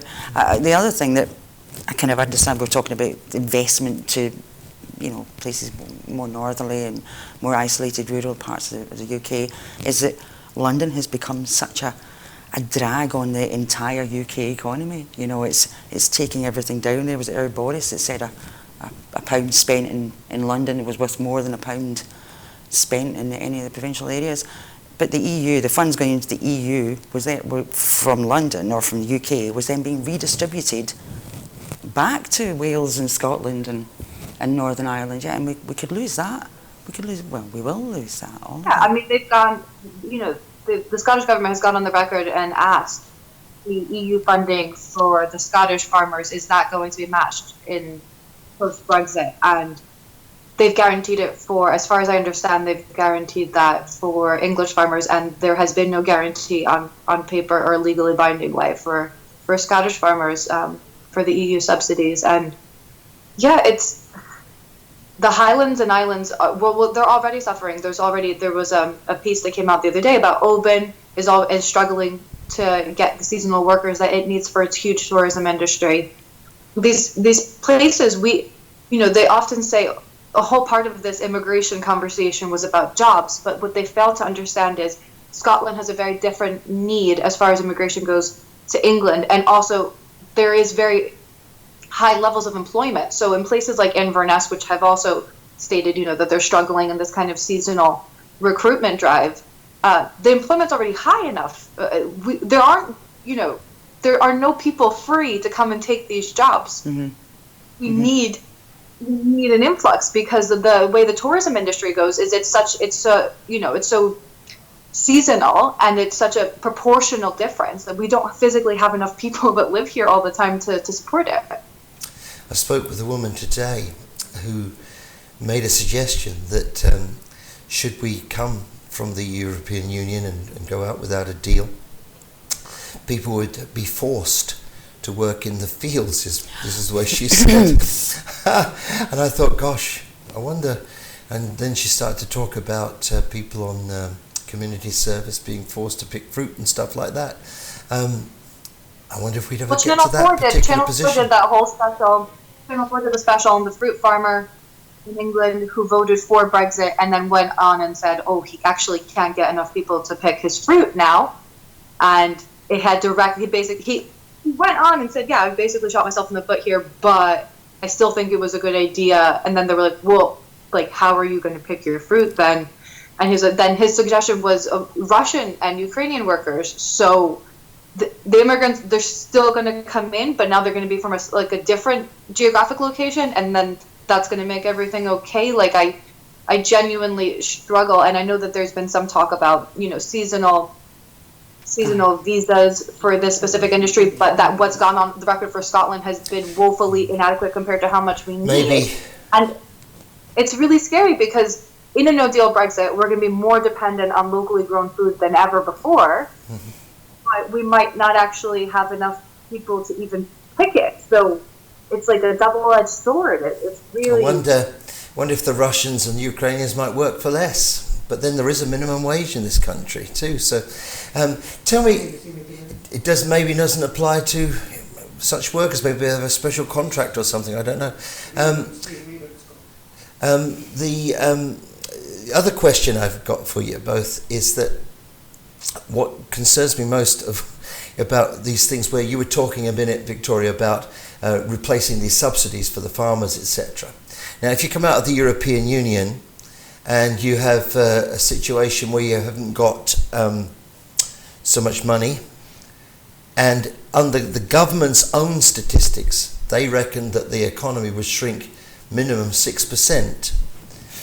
Now, we talk and we jump up and down and say, wow, look, we've had 2.5% growth this year. Oh, isn't that fantastic? Now, you imagine the talking of a bit of growth and getting all excited about it, and it's only a wee little smidgen.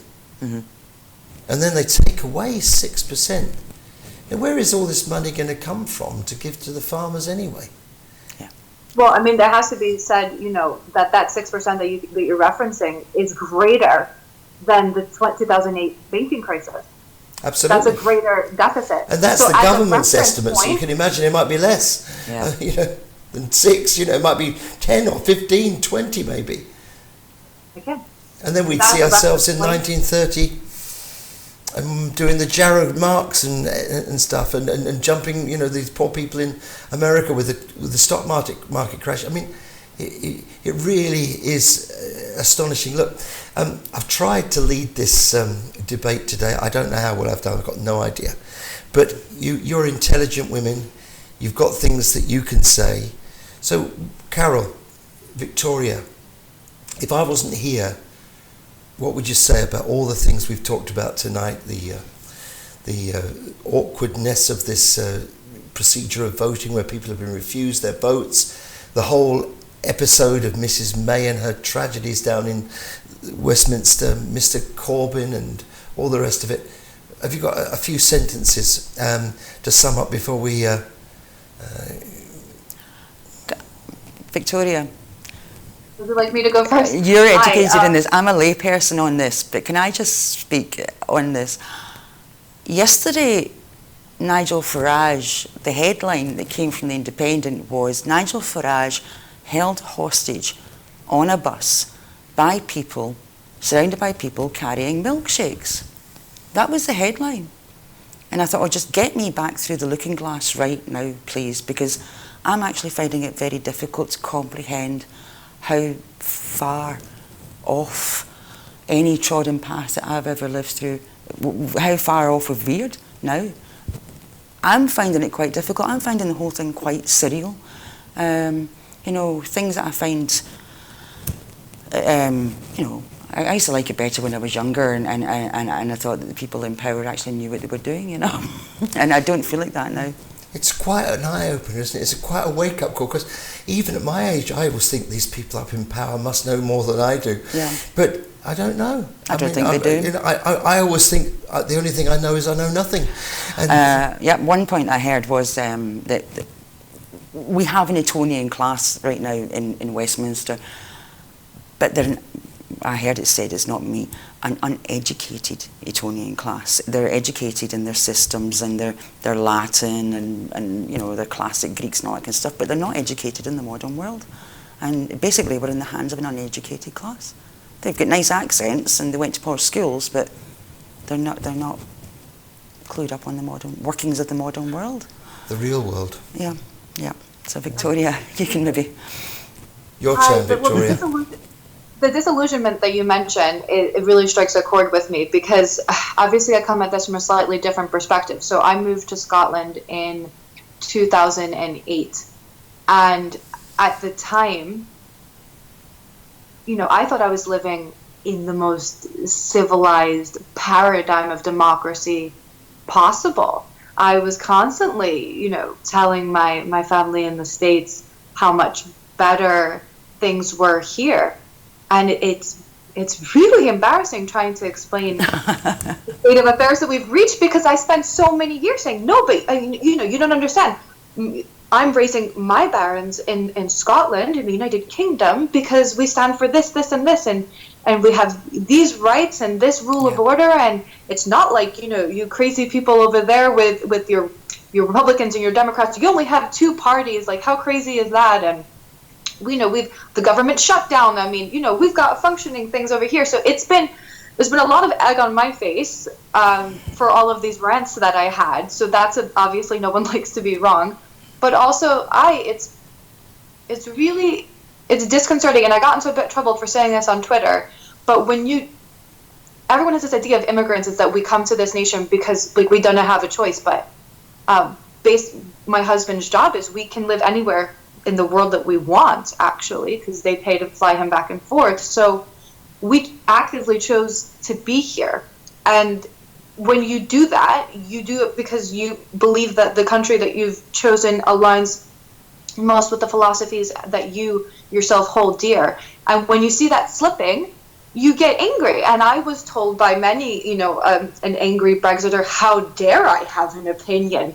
And how dare I say that they should stick to the morals of which this country was founded on? So it is, it's disconcerting, but it's genuinely hurtful, because it's like watching someone that you love, go down a spiral of like drug or alcohol abuse, and you're just standing by like, I know this isn't who you really are, you can turn this around, but there comes a point where like the intervention, hasn't worked, and you just don't know what to do, and that's kind of how I feel right now. Yeah, the other day when the Austrian man got into trouble, the Vice-Chancellor, I had a kind of hope that maybe that was maybe a start of a beginning of an end to all this kind of negative and nowhere to go politics. For us. Well, for the whole world, I was hoping. The beginning of the end, I know.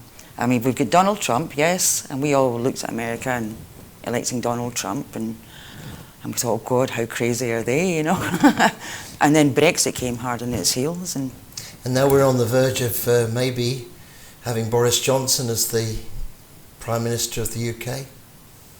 Sorry, I can just sit here and shake my head. I'm sorry. In reality, I'm shocked at what's actually happened here so quickly. In the hands of cheats. We've been in the hands of, well, I say an uneducated class, as European politicians described our politicians as a criminal class that have done this to us. Well, so I've lost. I mean, it does. It's amazing the quickness of it, but there's a quote by a great American president, which is, "Freedom isn't handed down in your DNA. Like we have to fight for it every generation." And I also feel like it's pertinent to democracy. Like this rule of order, this unified Europe, the way that people of my generation have grown up seeing the world, is genuinely being threatened, and there needs to be a strong opposition to that, but it needs to be cohesive. I mean, we see the SNP in Scotland speaking reason, and Plaid down, in Wales as well. But within England, the way the current power structure is, kind of dictates the way the rest of us go. There just isn't that strong, resonant voice of reason. So I think we really need a grassroots movement to start holding these people more accountable, and not so much with milkshakes, but with protests and it's certainly like with journalism. Sorry, Victoria, but you see with our journalists as well, for such a long time, they've not been holding our government to account. They've been quite happy just to take the government spokesperson's version of events and reiterate it in print or on television, and they've not been quite. And also, this government spokesperson. Who is this person?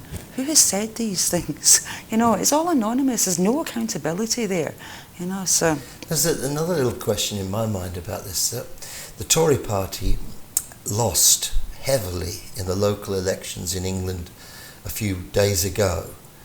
By the opinion polls and by what John Curtis said to Broadcasting Scotland the other day, they expect to have a real, is the word drubbing, over this European election. Now, if Mrs May gives up, and there's a big if to that, and Boris Johnson would take over, has he got any more authority than she has?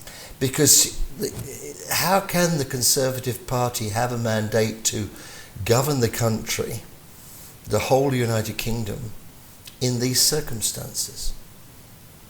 They don't, but I think what they're going to argue is the same argument that we've seen time and time again, which is, at the moment of a crisis, you shouldn't really change leadership, that would be more detrimental. The last thing that we need is more division. We need a strong leader. When I was younger, we studied, There's a typical cycle to all revolutions, and so right now we're in that power vacuum stage, and the next stage is a strong man takes control.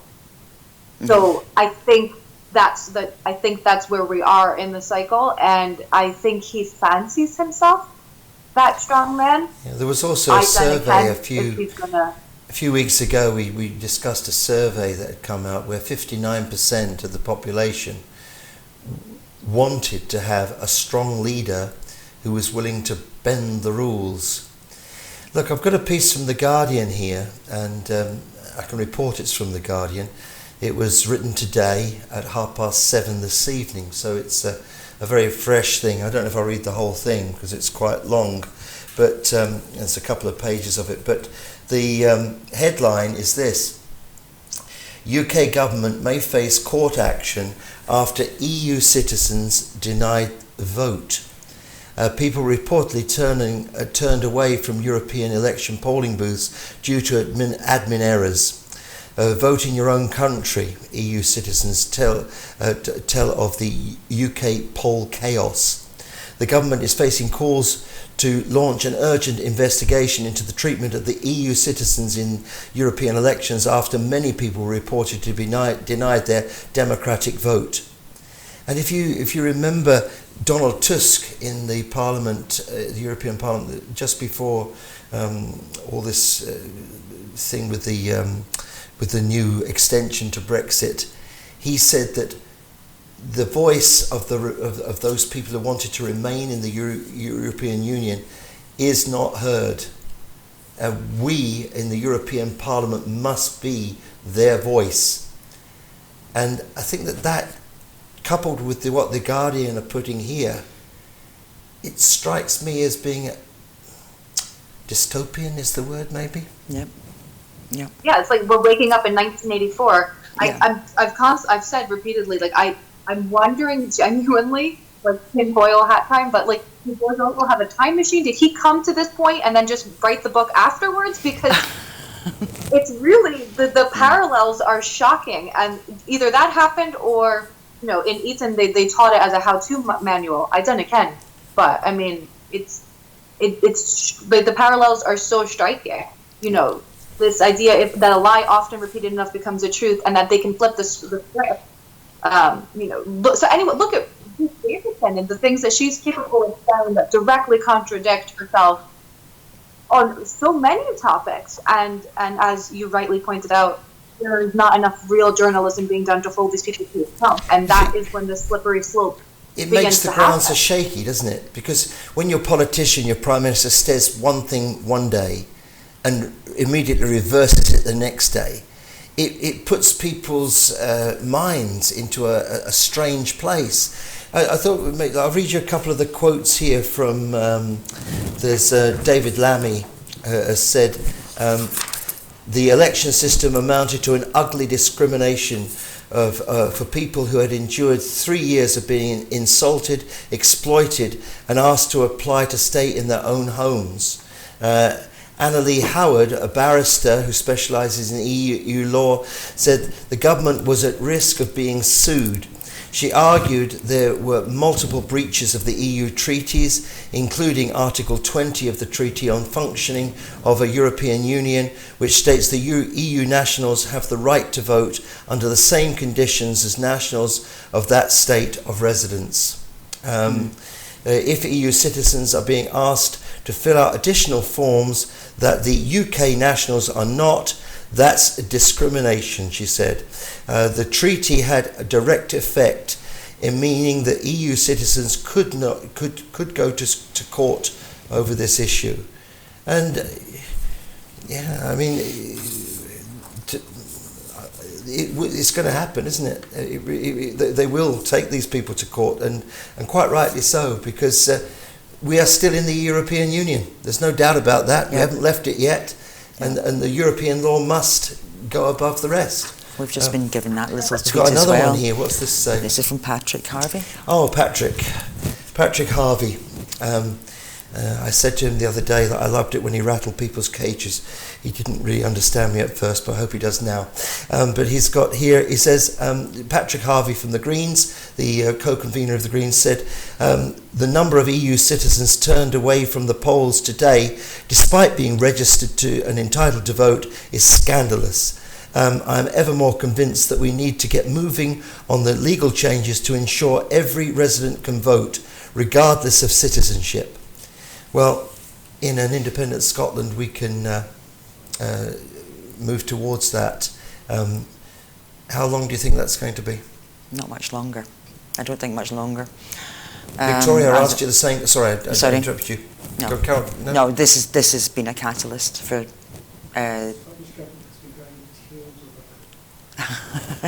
No, it's been a catalyst, the whole Brexit scenario, and the way that Scotland's wishes have been totally overridden, disregarded, our needs and everything else. Yeah.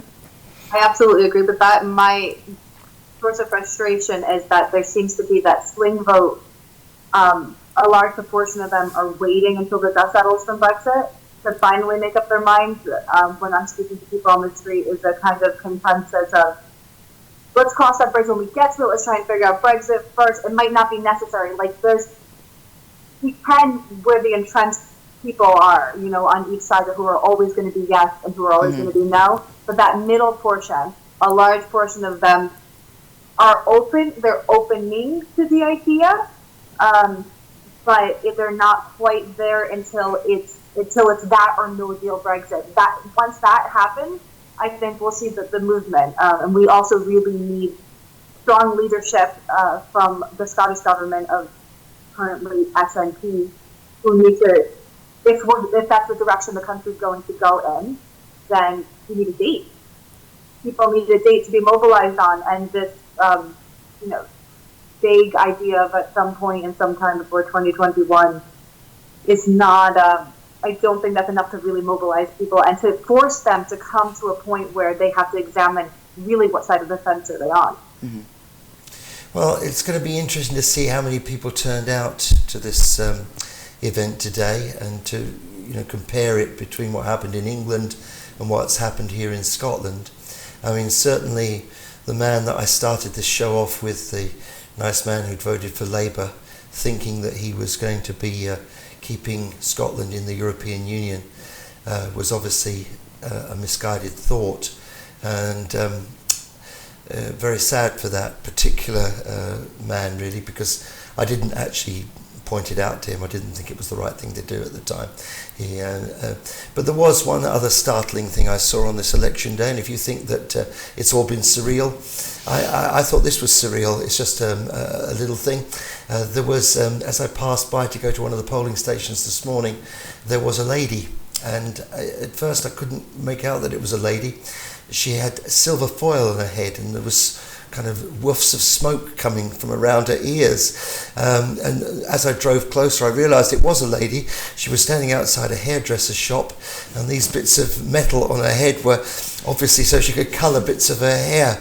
But I've got to tell you, I did look for a few moments wondering what it was. And in a sense, it kind of sums up the whole of this Brexit ordeal, I might say. Ordeal might be a very good word for it. Anyway, I think that we're probably going to be drawing this evening to a close. I think that's what I've gathered, because it's just after 9 o'clock. If you are able to go and vote between now and 10 o'clock, please do that. It's your democratic right, and people fought for it. I beg your pardon, Victoria? And duty. And it's your duty, yes. And it's your duty. Yeah. Absolutely. So I've got to say thank you to everybody here. We had the delightful Fiona Campbell, and we've got Carol, who you well know from Broadcasting Scotland, because she's often here. Victoria Johnson up in Nairn, and of course Gordon Ross. And then thank you very much to the people who've been working back of stage, and our stage manager, and all the rest of these, all this information that we got given. Thank you for Keith Brown for calling in, and for the tweet from Nicola Sturgeon and the little piece from Patrick Harvey. We're going to have a big show on Sunday evening, and heaven knows how long that one's going to go on, but we might be here all night. So if you're on with us, Victoria, Carol, bring your sleeping bag and a toothbrush, and you out there in the people who are kind enough to watch our broadcasts, thank you very much for doing that. Please encourage your friends to come to us, because I think that what we've given you this evening has been something you wouldn't have found elsewhere, and that's what we're about. News from the Scottish perspective. Broadcasting Scotland at 7. See you again soon. Sunday night, we hope.